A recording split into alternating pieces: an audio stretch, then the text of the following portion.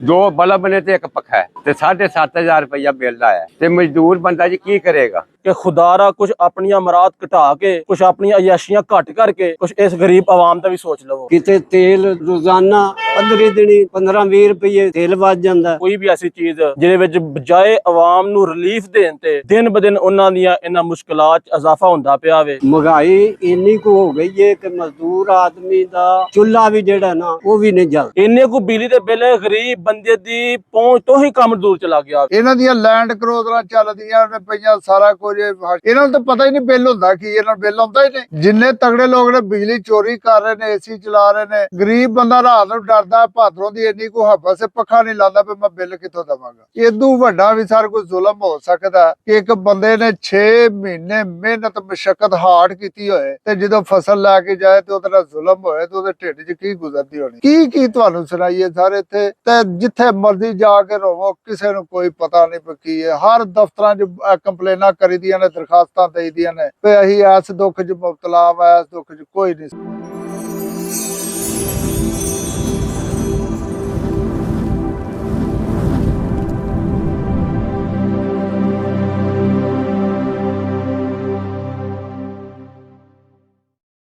प्यारे वेखन वालिओ, अज असी अपने पिंड आए होए हैं। साहिबो, शहरां दे विच ते महंगाई पारों, पेट्रोलियम मसनूआत दीयां कीमतां दे विच इजाफे पारों ते बिजली दे बेतहाशा बिलां पारों हेठली उत्ते आई हुई है। अज असां इह मता पकाया सी कि पिंड चल के ते पिंडां दे वसनीक जिहड़े ने, साडे भैणां भरा जिहड़े पिंडां 'च रहिंदे ने, देहात दे विच वसदे ने, उन्हां तों चल के पुछीए भई पेट्रोलियम मसनूआत दीयां कीमतां दे विच वाधे पारों ते बिजली दीयां कीमतां दे विच इजाफे पारों काश्तकारी दे उत्ते की असरात पए ने। क्योंकि तुसीं सारे ही जानदे हो, बगैर डीजल पेट्रोल तो ट्रैक्टर नहीं चल सकते। इंजन जिहड़े ने पानी दे ट्यूबवैल, जिन्हां नूं डीजल इंजन आख्या जांदा है, वो ट्यूबवैल डीजल दे नाल चलदे ने। इस तो अड बिजली दे नाल भी ट्यूबवैल्स चलदे ने। बिजली बहुत महंगी हो चुकी है। कुछ लोगों ने छोटे जिहड़े स्मार्ट ट्यूबवैल, जिन्हां नूं कि पीटर इंजन आख्या जांदा है, साडे पिंडां थावां दे विच वो लाए ने, लेकिन वो भी डीजल नाल ही चलदे ने ना जी। ते इस वास्ते जदों डीजल महंगा होवेगा, जदों बिजली महंगी होवेगी, ते लाजमी गल है कि खादां ते पैसटीसाइड्स जरिए अद्वियात जिहड़ियां ने ते बीज वो ते अगे ही महंगे ने, ते जिहड़ियां आउण वालियां साडीआं फसलां ने उन्हां दे उत्ते इन्हां दे असरात पैणगे। ते आउण वाले दिनां दे विच आटा ते चावल ते दीगर जरी अजनास जिहड़ियां ने ये मजीद महंगियां हो जाणगियां, क्योंकि ज्यों ज्यों पिछों महंगाई वधदी है उहदे असरात प्रोडक्ट दे उत्ते पैंदे ने। ते साडे काश्तकारां दे, साडे जिमीदार भरावां दी प्रोडक्ट, उन्हां दीयां जरी अजनास ने, उन्हां दीयां फसलां ने, इन्हां दे उत्ते जिन्ना खर्चा वो करनगे उहदे उत्ते मुनाफा रख के ही फिर इहनूं वेचणगे ना। ते चावल ते अज भी नहीं साडे कोलों खरीदे जा रहे। आटा ते गरीब आदमी अज भी नहीं खरीद सकदा पिया। ते कल नूं की हाल होवेगा, आओ कुछ पिंड दे काश्तकार दोस्तां दे नाल तुहानूं मिलवाइए, उन्हां दीयां गल्लां बातां उन्हां दी जुबानी तुहानूं सुनवाइए ते तुहानूं दसीए भी आउण वाले दिनां दे विच आटे दा ते दीगर अजनास दा, गंदम समेत, चावल समेत दीगर जिन्नियां भी साडियां जरी अजनास ने, उन्हां दे रेटां दे विच महंगाई दा ते वाधे दा की तूफान आउण वाला है। साडे नाल मौजूद ने साडे पिंड दे चौधरी मुहम्मद नवाज गुज्जर, ये लंबड़दार ने साडे पिंड दे। आओ सब तो पहले तुहानूं इन्हां दे नाल मिलवाने आ ते इन्हां दे मूंहों तुहानूं सुणवाने आ भई यह जिहड़ी पेट्रोलियम मसनूआत दीयां कीमतां दे विच वाधे पारों ते बिजली दीयां कीमतां दे विच, बिजली दे बिल्लां 'च इजाफे पारों जिहड़ी महंगाई वधी है, इहदा ਕਾਸ਼ਤਕਾਰੀ ਤੇ ਜ਼ਿਮੀਂਦਾਰੀ ਦੇ ਉੱਤੇ ਕੀ ਅਸਰ ਹੋਇਆ ਹੈ? ਬਿਜਲੀ ਜਿਹੜੀ ਵਧੀ ਹੈ ਨਾ, ਇਹਦੇ ਨਾਲ ਜਿੰਨਾ ਵੀ ਦਾਰੋਮਦਾਰ ਹੈ ਸਾਰਾ ਉਹਦਾ ਰੇਟ ਵੱਧ ਜਾਂਦਾ ਹੈ। ਬਿਜਲੀ 1 ਰੁਪਈਆ ਯੂਨਿਟ ਦੀ ਵੱਧਦੀ ਹੈ ਤੇ ਖਾਦ ਦੀ ਬੋਰੀ ਜਿਹੜੀ ਹੈ ਨਾ 1000 ਜਾਂ 2000 ਰੁਪਈਆ ਫੀ ਬੋਰੀ ਵੱਧ ਜਾਂਦਾ ਹੈ। ਸਾਰੇ ਪਲਾਂਟ ਜਿਹੜੇ ਨੇ ਗੈਸ ਤੇ ਜਾਂ ਬਿਜਲੀ ਤੇ ਚੱਲਦੇ ਨੇ ਖਾਦ ਵਾਲੇ। ਉਸ ਤੋਂ ਬਾਅਦ ਜਦੋਂ ਬਿਜਲੀ ਵੱਧਦੀ ਹੈ ਨਾਲ ਹੀ ਡੀਜ਼ਲ ਪੈਟਰੋਲ ਵੱਧਦਾ, ਕਿਰਾਇਆਂ 'ਚ ਫਰਕ ਪੈ ਜਾਂਦਾ, ਹਰ ਚੀਜ਼ ਤੇ ਫਰਕ ਪੈ ਜਾਂਦਾ। ਖਾਸ ਕਰ ਜਿਹੜਾ ਜ਼ਿਮੀਂਦਾਰਾਂ ਦਾ ਫਿਰ ਨਾ ਮੋਟਰਾਂ ਲੱਗੀਆਂ ਨੇ ਬਿਜਲੀ ਤੇ, ਉਹਦੇ ਬਿੱਲ ਵੀ 11 ਗੁਣਾ ਵੱਧ ਗਏ ਨੇ। ਤੇ ਗਰਮੀ ਦੀ ਸ਼ਿੱਦਤ ਹੈ, ਉਹਦੇ ਨਾਲ ਬਿਜਲੀ ਤੇ ਜ਼ਿਆਦਾ ਯੂਜ਼ ਹੁੰਦੀ ਹੈ। ਪਾਣੀ ਤੇ ਪੈਲੀਆਂ ਨੂੰ ਪੂਰਾ ਕਰਨਾ ਹੈ, ਉਹ ਜਿੰਨਾ ਵੀ ਬਿਜਲੀ ਇਹਨਾਂ ਵਧਾਈ। ਹੁਣ ਵੇਖੋ ਨਾ ਬਿੱਲ ਬਿਜਲੀ ਤੇ ਵਧਾ ਹੀ ਬਸਤੇ ਛੜੇ ਨੇ। ਅੱਜ ਸਾਰੇ ਖਬਰਾਂ 'ਚ ਲੱਗਾ ਸੀ ਕਿ ਕਰਾਚੀ ਦੇ ਵਿੱਚ ਵਜ਼ੀਰ ਆਜ਼ਮ ਗਿਆ ਤੇ ਤਾਜਰਾਂ ਨੇ ਕਰਾਚੀ ਦੀਆਂ ਕੇ ਇਲੈਕਟ੍ਰਿਕ ਜ਼ਿਮੀਂਦਾਰ ਤੋਂ ਇਲਾਵਾ ਵੀ ਹਰ ਤਬਕਾ ਜਿਹੜਾ ਨਾ ਇਹ ਜਿਹੜਾ ਅਗਸਤ ਦਾ ਬਿੱਲ ਆਇਆ ਨਾ ਇhtਜਾਜ ਕਰ ਇਹਦੇ ਵਿੱਚ ਇhtਜਾਜ ਤੇ ਪਿਸ ਗਿਆ। ਕਈਆਂ ਲੋਕਾਂ ਕੋ ਬਿੱਲ ਤਰੇ ਹੀ ਨਹੀਂ। ਉਹਨਾਂ ਆਖਿਆ ਬਾਪ ਨਾਲੇ ਆਉਣਗੇ ਤੇ ਅਸੀਂ ਉਹਨਾਂ ਦੇ ਗੱਲ ਲਾ ਕੇ ਮਰਾਂਗੇ ਜਾਂ ਇੰਝ ਕਰਾਂਗੇ। ਸਾਰੇ ਰੋਣਾ ਸੁਣਾਈਏ ਤੇ ਸੁਣਾਈਏ ਕਿਨੂੰ? ਇੱਥੇ ਪਤਾ ਨਹੀਂ ਵੀ ਕੋਈ ਵਾਲੀ ਵਾਰਸ ਹੈ ਇਸ ਪਾਕਿਸਤਾਨ ਦਾ ਕਿ ਜੇ ਨਹੀਂ ਹੈ। ਵਾਹ, ਕਿਨੂੰ ਬੰਦਾ ਸੁਣਾਏ? ਜਿਹੜੀ ਵੀ ਹਕੂਮਤ ਆਉਂਦੀ ਹੈ ਇੱਕ ਦੂਜੇ ਤੇ ਇਲਜ਼ਾਮ ਤਰਾਸ਼ੀਆਂ ਕਰਕੇ ਟੁੱਟ ਜਾਂਦੀ ਹੈ। ਅਗਰ ਹੁਣ ਜਿਹੜੀ ਆਈ ਹੈ ਤੇ ਇਹ ਪਤਾ ਨਹੀਂ ਕਿਤੇ ਤੇ ਇਲਜ਼ਾਮ ਤਰਾਸ਼ੀਆਂ ਕਰੇਗੀ। ਤੇ ਜੇ ਨਹੀਂ ਜੂ ਇਹਨਾਂ ਕੋਲ ਐਟਮ ਬੰਬ ਮਾਰ ਕੇ ਤੇ ਆਵਾਮ ਮਾਰ ਛੱਡਣ ਸਾਰੀ ਇਹਨਾਂ ਦੀ ਹੁਕਮਰਾਨਾਂ ਦੀ ਜਾਨ ਛੁੱਟੇ। ਬਿਜਲੀ ਦੇ ਬਿੱਲ ਜਦੋਂ ਵੱਧਦੇ ਨੇ ਜਾਂ ਤੰਗੀ ਤੇ ਗਰੀਬ ਨੂੰ ਹੁੰਦੀ ਹੈ। ਇਹਨਾਂ ਦੀਆਂ ਲੈਂਡ ਕਰੋਜ਼ਰਾਂ ਚੱਲਦੀਆਂ ਨੇ ਪਈਆਂ, ਸਾਰਾ ਕੁਝ ਇਹਨਾਂ ਨੂੰ ਤਾਂ ਪਤਾ ਹੀ ਨਹੀਂ ਬਿੱਲ ਹੁੰਦਾ ਕੀ। ਇਹਨਾਂ ਨੂੰ ਬਿੱਲ ਆਉਂਦਾ ਹੀ ਨਹੀਂ। ਜਿੰਨੇ ਤਗੜੇ ਲੋਕ ਨੇ ਬਿਜਲੀ ਚੋਰੀ ਕਰ ਰਹੇ ਨੇ, ਏਸੀ ਚਲਾ ਰਹੇ ਨੇ। ਗਰੀਬ ਬੰਦਾ ਰਾਤ ਨੂੰ ਡਰਦਾ, ਭਾਦਰੋਂ ਦੀ ਇੰਨੀ ਕੋ ਹੱਬਸ ਪੱਖਾ ਨਹੀਂ ਲਾਉਂਦਾ ਵੀ ਮੈਂ ਬਿੱਲ ਕਿੱਥੋਂ ਦੇਵਾਂਗਾ। ਰਿਹਾ ਜ਼ਿਮੀਂਦਾਰਾਂ ਦਾ ਤਲਕ, ਜਦੋਂ ਇਹ ਬਿੱਲ ਵੱਧ ਆਉਣੇ ਨੇ, ਖਾਦਾਂ ਦਵਾਵਾਂ ਮਹਿੰਗੀਆਂ ਮਿਲਣੀਆਂ ਨੇ, ਉਹਨਾਂ ਦਾ ਵੀ ਦਾਰੋਮਦਾਰ ਡੀਜ਼ਲ ਪੈਟਰੋਲ ਤੇ ਬਿਜਲੀ ਤੇ ਵੇ। ਚਾਵਲ ਦੀ ਫਸਲ ਵੀ ਜਿਹੜੀ ਹੈ ਮੇਨ, ਅੱਗੋਂ ਗਰੀਬ ਲੋਕ ਅੱਗੇ ਹੀ ਸਰ ਜਿਹੜਾ ਨਾ ਉਹ ਇੱਕ ਸਭ ਤੋਂ ਲੋ ਕੁਆਲਿਟੀ ਹੁੰਦਾ ਨੱਕੂ ਜਾਂ ਟੋਟਾ, ਉਹ ਲੈ ਕੇ ਖਾਂਦੇ ਨੇ। ਤੇ ਉਹ ਵੀ ਹੁਣ 250-300 ਰੁਪਏ ਕਿਲੋ ਮਿਲਦਾ। ਉਦੋਂ ਵੱਧ ਤੇ ਮੇਰਾ ਖਿਆਲ ਹੈ ਹੁਣ ਜ਼ੁਲਮ ਦੀ ਇੰਤਹਾ ਹੈ। ਇਦੋਂ ਬਾਅਦ ਤੇ ਜਿਹੜਾ ਐਟਮ ਇਹਨਾਂ ਘੋਟੇ ਪਲਾਂਟ 'ਚ ਨੱਪਿਆਗਾ 2-3 ਮਾਰ ਕੇ ਤੇ ਆਵਾਮ ਮਾਰਨ। ਇਹ ਹੁਕਮਰਾਨ 5-7 ਜਿਹੜੇ ਹੈ ਨੇ ਪਏ ਮੌਜਾਂ ਕਰਨ। ਇਦੋਂ ਬਾਅਦ ਤੇ ਅਸੀਂ ਕੁਝ ਵੀ ਨਹੀਂ ਕਰ ਸਕਦੇ। ਆਵਾਮ ਤੇ ਇੰਨੀ ਕੁ ਅੱਕੀ ਹੈ ਕਿ ਕੋਈ ਹੁਕਮਰਾਨ ਲੱਭ ਜੇ ਤੇ ਦੇਖ ਰਹੇ ਉਹਦੇ ਢਿੱਡ 'ਚ ਛੁਰਾ ਮਾਰ ਕੇ ਮਾਰ ਛੱਡਣ ਉਹਨੂੰ। ਸਿਰਫ ਇਹ ਵੀ ਇਹਨਾਂ ਕੋਲ ਸਿਕਿਉਰਟੀ ਹੈ, ਸਾਰਾ ਕੁਝ ਆਵਾਮ 'ਚ ਵੜ ਨਹੀਂ ਸਕਦੇ। ਵੜਨ ਤੇ ਆਵਾਮ ਤੇ ਮਾਫੀ ਨਾ ਦੇਵੇ, ਭਾਵੇਂ ਸਜ਼ਾ ਮੌਤ ਹੀ ਕੱਟ ਲੈਣ। ਜਿੰਨਾ ਕੁ ਜ਼ੁਲਮ ਹੋ ਰਿਹਾ, ਇੰਨਾ ਜ਼ੁਲਮ ਤੋਬਾ ਅਸਤਗਫਾਰ ਅੱਜ ਤੱਕ ਹੁੰਦਾ ਹੀ ਨਹੀਂ। ਇੱਕ ਬੰਦਾ 1000 ਰੁਪਇਆ ਦਿਹਾੜੀ ਦਾ ਕਮਾ ਕੇ 5-4 ਬਾਲਾਂ ਨੂੰ ਕਿਵੇਂ ਤੁਸੀਂ ਲਾਓ ਦਾ, ਅਗਰ ਰੇਸ਼ੋ ਲਾਓ ਨਾ, ਪਾ ਚੀਜ਼ ਲਿਆਵੇ, ਆਟਾ, ਚਾਵਲ, ਘਿਓ, ਤੇ ਉਹ 1000 ਰੁਪਏ ਚ ਪੂਰਾ ਨਹੀਂ ਹੋਣਾ। ਤੇ ਬਿਜਲੀ ਦਾ ਬਿੱਲ ਆਇਆ 14-14 ਹਜ਼ਾਰ ਰੁਪਇਆ, ਜਿਨ੍ਹਾਂ ਦਾ ਇੱਕ ਪੱਖਾ ਤੇ ਇੱਕ ਬਲਬ ਚੱਲਦਾ। ਰੀਡਿੰਗ ਓਵਰ ਆਈ ਹੈ। ਮੈਂ ਖੁਦ ਰੀਡਿੰਗ ਚੈੱਕ ਕੀਤੀ, ਰੀਡਿੰਗ ਓਵਰ ਆ ਗਈ ਹੈ। ਐਸਾ ਟੈਕਨੀਕਲ ਤਰੀਕਾ ਹੈ ਕਿ ਰੀਡਿੰਗ ਦੀ ਤਸਵੀਰ ਹੋਰ ਹੈ ਤੇ ਕਾਗਜ਼ਾਂ 'ਚ ਹੋਰ ਹੈ। ਕੈਸੀ ਬਾਪ ਨਹੀਂ ਤੇ ਲੰਮੜ ਸਾਹਿਬ, ਮੈਨੂੰ ਇਹ ਦੱਸੋ ਨਾ ਤੁਸੀਂ ਕਿ ਜਦੋਂ ਹੁਣ ਬਿੱਲ ਤੁਹਾਨੂੰ ਜ਼ਿਆਦਾ ਆਉਣਗੇ, ਬਿੱਲ ਜੋ ਵੱਧ ਗਏ, ਉਸ ਤੋਂ ਇਲਾਵਾ ਤੁਸੀਂ ਡੀਜ਼ਲ ਜਿਹੜਾ, ਜੇ ਡੀਜ਼ਲ ਤੇ ਬਿਜਲੀ ਤੇ ਨਾ ਚਲਾਓ ਤੁਸੀਂ, ਫਿਰ ਤੁਸੀਂ ਆਂਦੇ ਉਹੀ ਡੀਜ਼ਲ ਤੇ ਚਲਾ ਲਈਏ, ਤੇ ਡੀਜ਼ਲ ਦਾ ਵੀ ਰੇਟ ਵੱਧ ਗਿਆ। ਸਰ ਡੀਜ਼ਲ 300 ਰੁਪਏ ਤੋਂ ਉੱਤੇ ਵੇ। ਡੀਜ਼ਲ ਦੇ ਨਾਲ ਤੇ ਪੀਟਰ ਦੀ ਮੁਰੰਮਤ, ਮੋਬਿਲ ਬਿਜਲੀ ਤੇ ਸਿਰਫ ਨਿਰੀ ਬਿਜਲੀ ਹੈ ਨਾ। ਡੀਜ਼ਲ ਦੇ ਨਾਲ ਤੇ ਹੋਰ ਉਹਦੇ ਵੀ ਅਖਰਾਜਾਤ ਨੇ। ਉਹਦੇ ਨਾਲ ਮੋਬਿਲ ਬਦਲਣਾ, ਉਹਦੀ ਟੁੱਟ ਭੱਜ, ਉਹਦੀ ਨੋਜ਼ਲਾਂ, ਉਹਦਾ ਕਈ ਕੁਝ ਖਰਾਬ ਹੁੰਦਾ। ਉਹ ਤੇ ਹੋਰ ਡਬਲ ਖਰਚਾ ਹੋ ਜਾਏਗਾ। ਫਿਰ ਲੋਡ ਸ਼ੈਡਿੰਗ ਵੀ ਹੈ। ਜ਼ਿਮੀਂਦਾਰ ਨੂੰ ਸਾਰੀ ਰਾਤ ਜਾਂ ਦਿਨ ਉਹਨੇ ਹੋਰ ਵੀ ਕੰਮ ਕਰਨੇ ਨੇ, ਉਹ ਮੋਟਰ ਤੇ ਪੈ ਰਵੇ। ਜਦੋਂ ਬਿਜਲੀ ਜਾਏਗੀ ਆਏਗੀ ਫਿਰ ਉਹਦਾ ਬਟਨ ਦਬਾਏਗਾ। ਕੋਈ ਇੱਕ ਮੁਸੀਬਤ ਤੇ ਨਹੀਂ ਨਾ। ਤੇ ਡੀਜ਼ਲ ਤੇ ਜਦੋਂ ਚਲਾਣਾ, ਉਹ ਤੇ ਅਖਰਾਜਾਤ ਬਹੁਤ ਜ਼ਿਆਦਾ ਵੱਧ ਜਾਣਾ। ਗੌਰਮੈਂਟ ਇੰਡੀਆ ਦੇ ਜਿੰਨੇ ਜ਼ਿਮੀਂਦਾਰ ਨੇ ਉਹਨਾਂ ਨੂੰ ਬਿਜਲੀ ਫ੍ਰੀ ਹੈ। ਉਸ ਤੋਂ ਇਲਾਵਾ ਪੂਰਾ ਸੀਜ਼ਨ ਖਾਦ ਦਵਾਈ ਦਾ ਫਿਕਸ ਇੱਕ ਰੇਟ ਹੈ, ਔਰ ਮਿਆਰੀ ਉਹਨਾਂ ਨੂੰ ਮਿਲਦੀ। ਉਹਨਾਂ ਨੇ ਇੱਕ ਡੀਪੂ ਤੇ ਜਾਣਾ, ਉੱਥੋਂ ਲੈ ਜਾਣੀ ਹੈ, ਕੋਈ ਪੈਸਾ ਨਹੀਂ ਦੇਣਾ। ਜਦੋਂ ਉਹਨਾਂ ਦੀ ਫਸਲ ਤਿਆਰ ਹੋਣੀ ਹੈ ਇੰਡੀਆ ਦੇ ਜ਼ਿਮੀਂਦਾਰਾਂ ਦੀ, ਜਿਹੜਾ ਗਵਰਨਮੈਂਟ ਦਾ ਮੁਕਰਰਾ ਰੇਟ ਹੈ, ਉਹਨਾਂ ਦੀ ਪੈਲੀ ਦੇ ਵਿੱਚੋਂ ਜਾ ਕੇ ਗਵਰਨਮੈਂਟ ਉਸ ਰੇਟ ਤੇ ਚੁੱਕੇਗੀ। ਔਰ ਚੁੱਕ ਕੇ ਤੇ ਉਹਨਾਂ ਦਾ ਜਿੰਨਾ ਖਰਚਾ ਕੱਟ ਕੇ ਬਕਾਇਆ ਉਹਨਾਂ ਨੂੰ ਨਗਦ ਪੇਮੈਂਟ ਉੱਥੇ ਦੇ ਦਿੱਤੀ ਜਾਂਦੀ ਹੈ। ਰਿਹਾ ਨਿਜ਼ਾਮ ਪਾਕਿਸਤਾਨ ਦੀ ਜ਼ਰਾਅਤ ਦਾ ਤੇ ਜਾਂ ਮੰਡੀਆਂ ਦਾ, ਗੱਲਾਂ ਮੰਡੀ ਆੜਤਾਂ ਦਾ, ਉਹ ਤੁਹਾਨੂੰ ਦਸੀਏ ਤੇ ਕਿਵੇਂ ਟੀਕੇ ਲਾ ਲਾ ਕੇ ਜ਼ਿਮੀਂਦਾਰ ਦਾ ਖੂਨ ਚੂਸਦੇ ਨੇ। ਆੜਤੀ ਨੇ ਜਦੋਂ ਖਾਦ ਦਵਾ ਦੇਣੀ ਹੈ 6 ਨੰਬਰ, ਕੀਮਤ ਉਹਦੀ 1000 ਹੈ, ਉੱਤੇ ਕੰਪਨੀ ਨਾਲ ਰਲ ਕੇ 2000 ਰਹੀ ਹੋਣੀ ਹੈ। 2 ਨੰਬਰ ਖਾਦ ਦਵਾ, ਉਹਦੇ ਚੋਂ ਤਾਂ ਕੁਝ ਨਹੀਂ ਬਣਨਾ।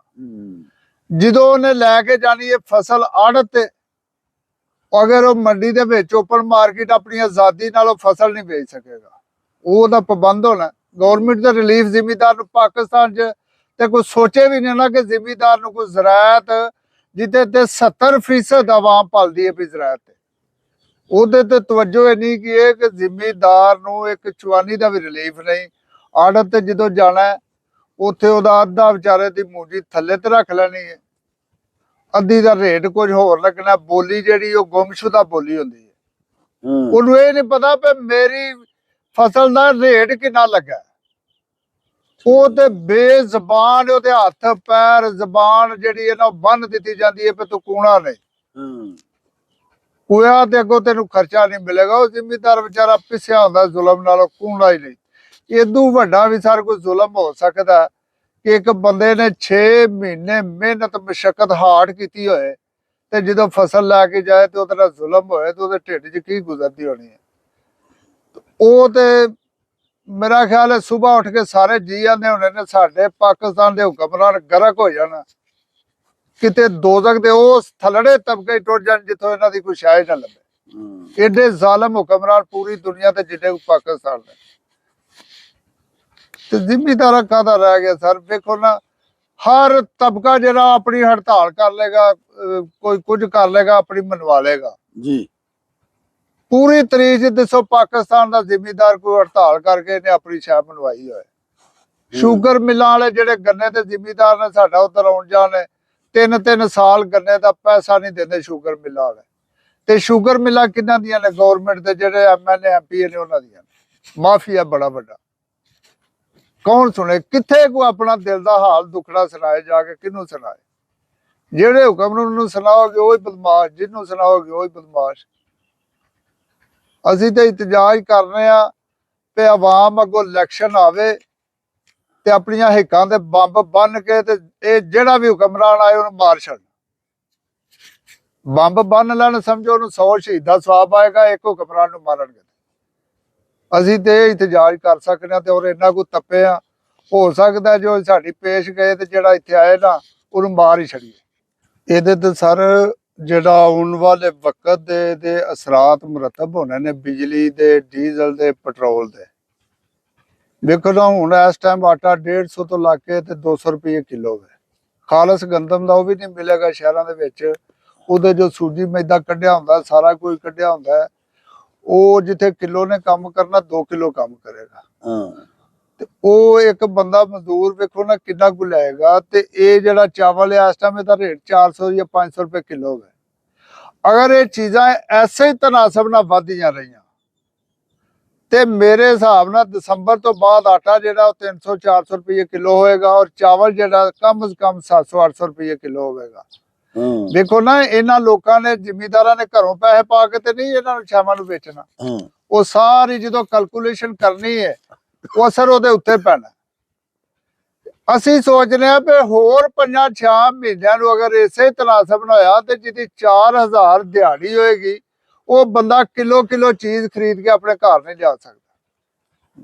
ਤੇ ਗਵਰਨਮੈਂਟ ਨਹੀਂ ਮੁਆਵਜ਼ਾ ਵਧਾ ਸਕਦੀ, ਜੋ ਮਰਜ਼ੀ ਹੋਏ। ਵੇਖੋ ਨਾ, ਸਰਕਾਰੀ ਮੁਲਾਜ਼ਮਾਂ ਦੀ ਹੈ ਜੇ ਕੋਈ 6% ਵਧਾਈ, ਉਹ ਵੀ ਬੇਸ਼ੱਕ ਤੇ ਸਾਰੀ ਤਨਖਾਹ ਤੇ ਨਹੀਂ, ਬੇਸ਼ੱਕ ਤੇ ਵਧਾਉਂਦੇ ਨੇ।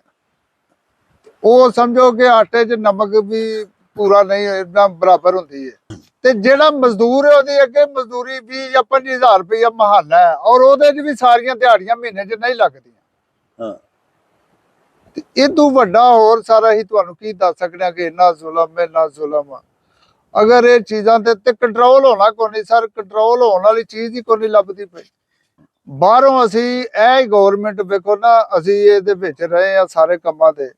ਜਦੋਂ ਇਹ ਗੰਦਮ ਬਾਹਰਲੇ ਮੁਲਕੋਂ ਮੰਗਾਦੇ ਨੇ ਨਾ, ਅਗਰ ਪਾਕਿਸਤਾਨ 'ਚ ਉਹਦਾ 3000 ਫੀ 40 ਕਿਲੋਗ੍ਰਾਮ ਰੇਟ ਹੁੰਦਾ ਹੈ ਤੇ ਬਾਹਰੋਂ ਜਿਹੜੀ ਸਾਨੂੰ ਗੋਦਾਮ ਜਾ ਕੇ ਪੈਂਦੀ ਉਹ 10000 'ਚ ਪੈਂਦੀ।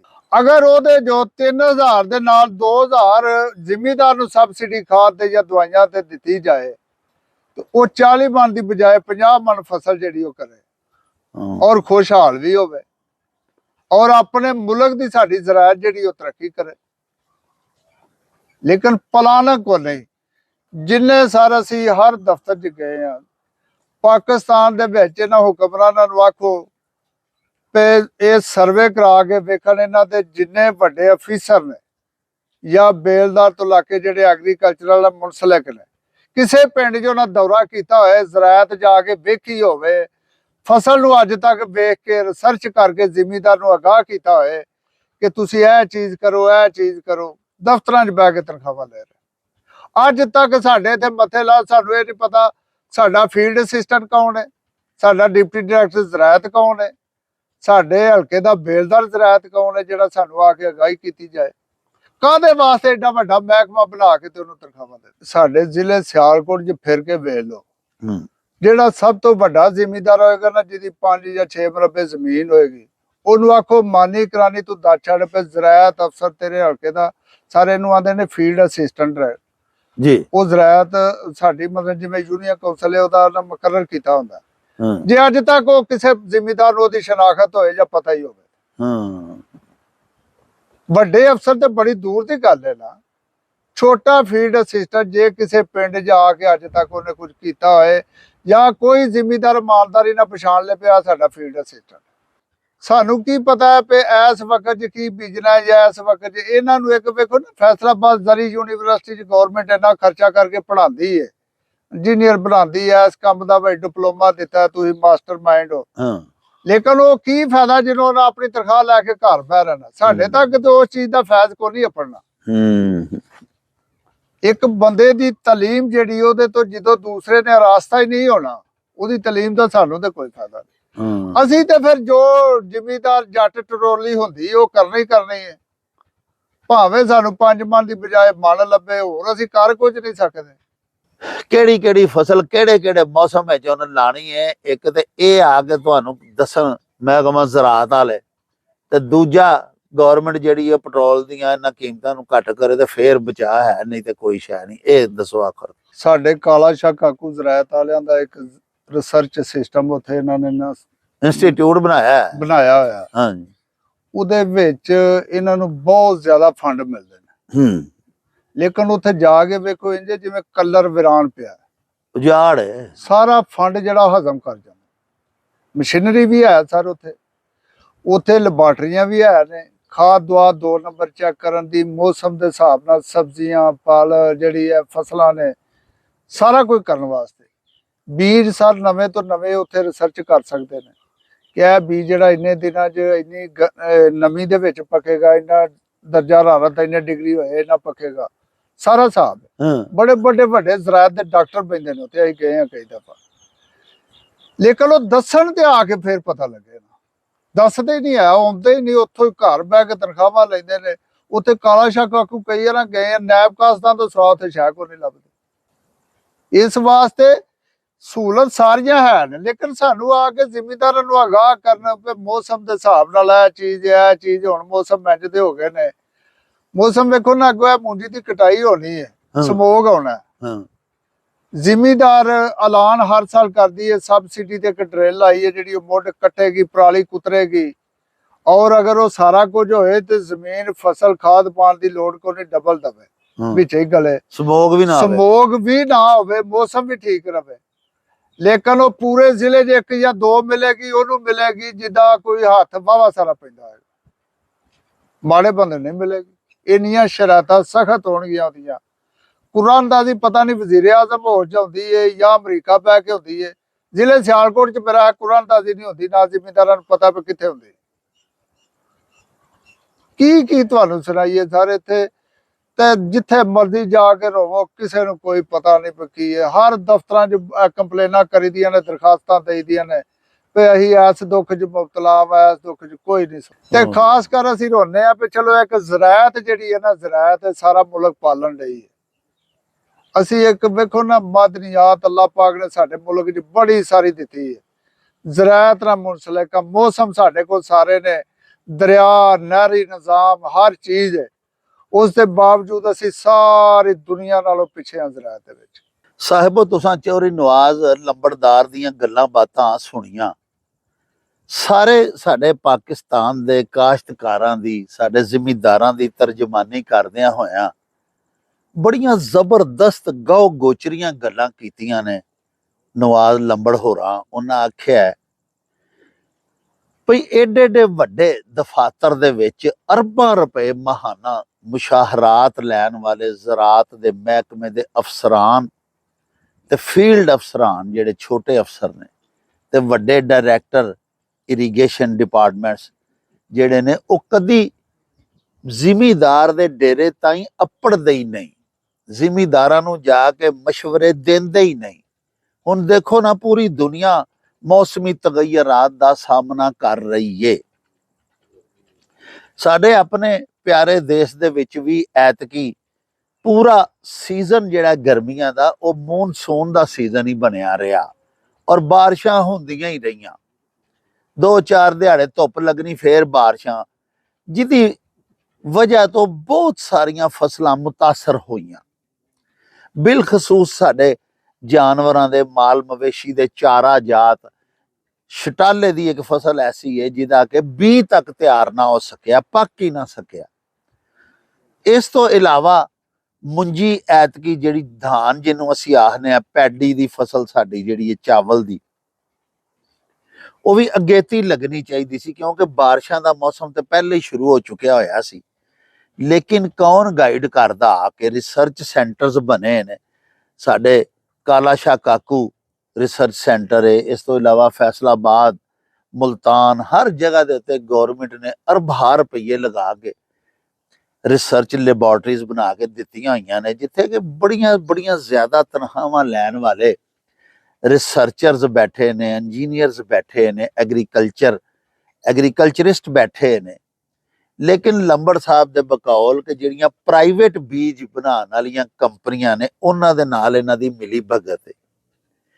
ਇਹਨਾਂ ਆਪੂ ਅੱਜ ਤਾਈਂ ਸਰਕਾਰ ਦੀ ਸਿੱਤਾ ਤੇ ਕਿੰਨੇ ਬੀਜ ਇਜਾਦ ਕੀਤੇ ਨੇ। ਹਾਈਬ੍ਰਿਡ ਬੀਜਾਂ ਦੀ ਕੀ ਤਾਦਾਦ ਹੈ, ਕੋਈ ਪਤਾ ਨਹੀਂ। ਜਦੋਂ ਬੀਜ ਨਵਾਂ ਆਉਂਦਾ ਪ੍ਰਾਈਵੇਟ ਸੈਕਟਰ ਵੱਲੋਂ ਹੀ ਆਉਂਦਾ, ਤੇ ਗੌਰਮੈਂਟ ਵਾਲੇ ਫਿਰ ਉਹਨਾਂ ਦੇ ਨਾਲ ਮਿਲ ਕੇ ਤੇ ਮਨਮਾਨੀਆਂ ਕੀਮਤਾਂ ਦੇ ਉੱਤੇ ਉਹਨਾਂ ਬੀਜਾਂ ਦੀ ਖਰੀਦੋ ਫਰੋਖਤ ਕਰਦੇ ਨੇ, ਤੇ ਨਜ਼ਲਾ ਸਾਰਾ ਜ਼ਿਮੀਦਾਰ ਤੇ ਡਿੱਗਦਾ ਹੈ। ਜ਼ਿਮੀਦਾਰ ਪਿਸਦਾ, ਉਹਦੀ ਪ੍ਰੋਡਕਟ ਮਹਿੰਗੀ ਹੁੰਦੀ ਹੈ, ਤੇ ਅੱਗੋਂ ਖਰੀਦਦਾਰ ਅਸੀਂ ਤੁਸੀਂ ਲੋਕ ਜਿਹੜੇ ਆ, ਅਸੀਂ ਵੀ ਫਿਰ ਪਿਸਨੇ। ਹੁਣ ਵੇਖੋ ਕਿ ਸਾਡੀ ਹਯਾਤੀ ਦੇ ਵਿੱਚ ਕਦੀ ਚੌਲ ਐਡਾ ਮਹਿੰਗਾ ਨਹੀਂ ਸੀ ਹੋਇਆ ਜਿੱਡਾ ਹੁਣ ਪਿਆ ਵਿਕਦਾ। ਦਿਹਾੜੀਦਾਰ ਮੁਲਾਜ਼ਮ ਜਿਹੜਾ 1000 ਰੁਪਇਆ ਦਿਹਾੜੀ ਲੈਂਦਾ, ਸਾਰਾ ਦਿਨ ਰਾਜਾਂ ਮਗਰ ਮਜ਼ਦੂਰੀ ਕਰਕੇ ਪਿਆਰੇ, ਉਹ ਸ਼ਾਮ ਨੂੰ ਆਪਣੇ ਘਰ ਜਾਣ ਲੱਗਿਆ 2 ਕਿਲੋ ਚੌਲ ਨਹੀਂ ਉਹ ਘਰ ਖੜ ਸਕਦਾ। ਤੇ ਬਾਕੀ ਘਿਓ ਤੇ ਦੀਗਰ ਚੀਜ਼ਾਂ ਜਿਹੜੀਆਂ ਨੇ ਹਾਂਡੀ 'ਚ ਇਸਤੇਮਾਲ ਹੋਣੀਆਂ ਤੇ ਰੋਜ਼ਮर्रा ਦੇ ਸਾਡੇ ਇਸਤੇਮਾਲ ਦੀਆਂ, ਉਹ ਉਸ ਗਰੀਬ ਨੇ ਕਿੱਥੋਂ ਖਰੀਦਣੀਆਂ ਨੇ। ਤੇ ਜਿਵੇਂ ਹਕੂਮਤ ਬਿਜਲੀ ਦੀਆਂ ਤੇ ਪੈਟਰੋਲੀਅਮ ਮਸਨੂਆਤ ਦੀਆਂ ਕੀਮਤਾਂ 'ਚ ਵਾਧੇ ਕਰੀ ਆ ਰਹੀ ਹੈ, ਇਹ ਅਗਲਾ ਆਉਣ ਵਾਲਾ ਦੌਰ ਜਿਹੜਾ, ਉਹਦੇ 'ਚ ਤੇ ਕਿਸੇ ਨੇ ਇੱਕ ਪਾ ਚੌਲ ਨਹੀਂ ਖਰੀਦ ਸਕਨੇ ਕਰਨੇ। ਸਾਡੇ ਹੁਕਮਰਾਨਾਂ ਨੂੰ ਚਾਹੀਦਾ ਹੈ ਕਿ ਨਾਲ ਦੇ ਦੁਸ਼ਮਣ ਮੁਲਕ ਤੋਂ ਹੀ ਕੋਈ ਅਕਲ, ਕੋਈ ਸਬਕ ਸਿੱਖ ਲੈਣ, ਜਿੱਥੇ ਕਿ तमाम ਕਾਸ਼ਤਕਾਰਾਂ ਦੇ ਵਾਸਤੇ ਬਿਜਲੀ ਫ੍ਰੀ ਹੈ ਔਰ ਉਹਨਾਂ ਨੂੰ ਹੋਰ ਬਹੁਤ ਸਾਰੀਆਂ ਆਸਾਇਸ਼ਾਂ ਮੁਯੱਸਰ ਨੇ।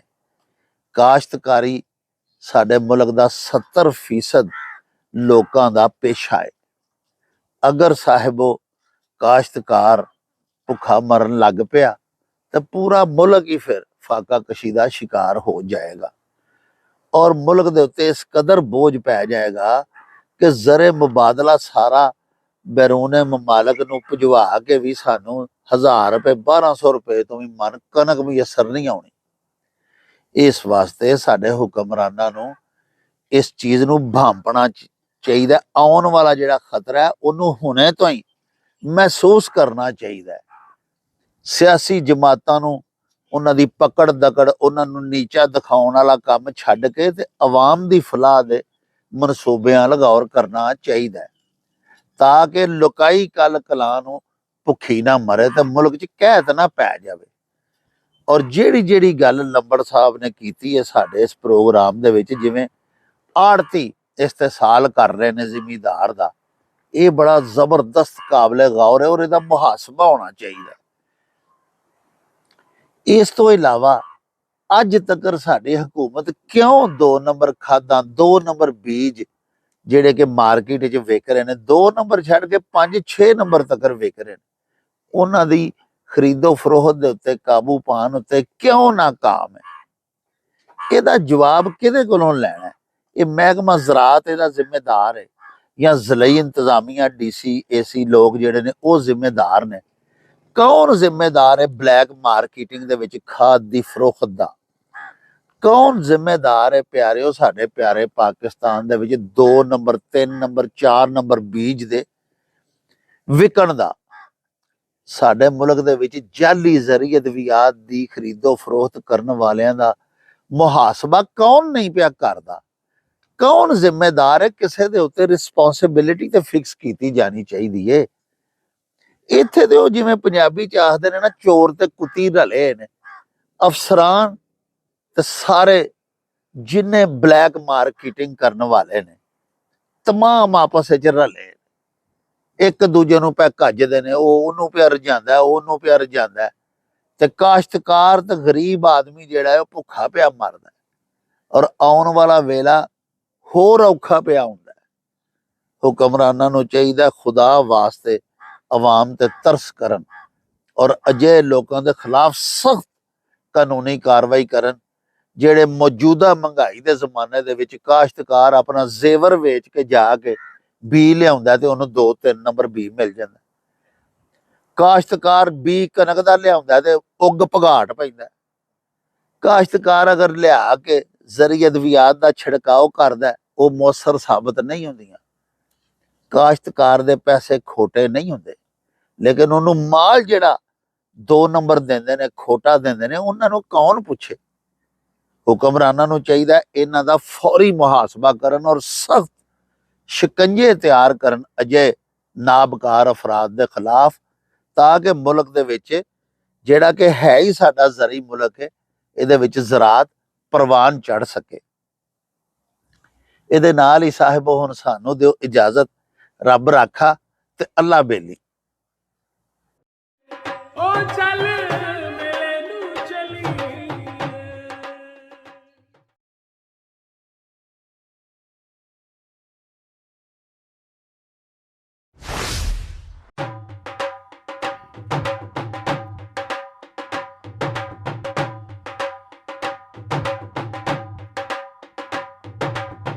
ਰੌਣਕ ਹੋ ਜਾਉ ਛੱਟ ਵੇ, ਚੱਲ ਮੇਲੇ ਨੂੰ ਚਲੀਏ। ਓ ਰੌਣਕ ਹੋ ਜਾਉ ਛੱਟ ਵੇ, ਚੱਲ ਮੇਲੇ ਨੂੰ ਚਲੀਏ। ਮੱਲਾ ਕੱਢ ਕੁੜਤੇ ਦੇ ਵੱਟ ਵੇ, ਚੱਲ ਮੇਲੇ ਨੂੰ ਚਲੀਏ। ਹਾਏ ਚੱਲ